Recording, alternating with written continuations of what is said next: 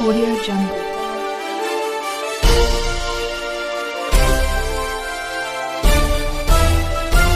Audio Jungle.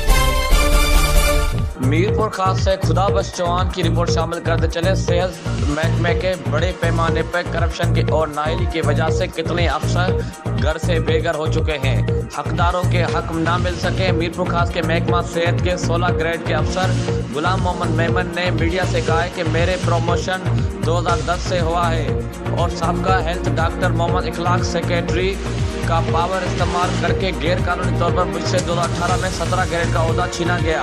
ये सरासर नाइंसाफी है और अपने मनपसंद लोगों को 17 ग्रेड के ओहदे दिए गए हैं, जिनके नाम Abdul Aziz Patoli senior clerk, Mohammad Ayub Rewachand, Amir Durrani senior clerk और नेमतुल्लाह जोनेजो।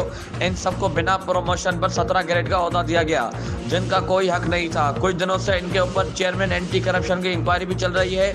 मजीद गुलाम मोहम्मद मेमन ने कहा कि मैं इंसाफ के लिए दर दर धक्के खा रहा हूँ। मैं सिंध के वजीर आला और आला इख्तियार से अपील करता हूँ इन गैर कानूनी सीटों पे बैठने वालों के ऊपर इंक्वायरी की जाए और मेरे साथ इंसाफ किया जाए।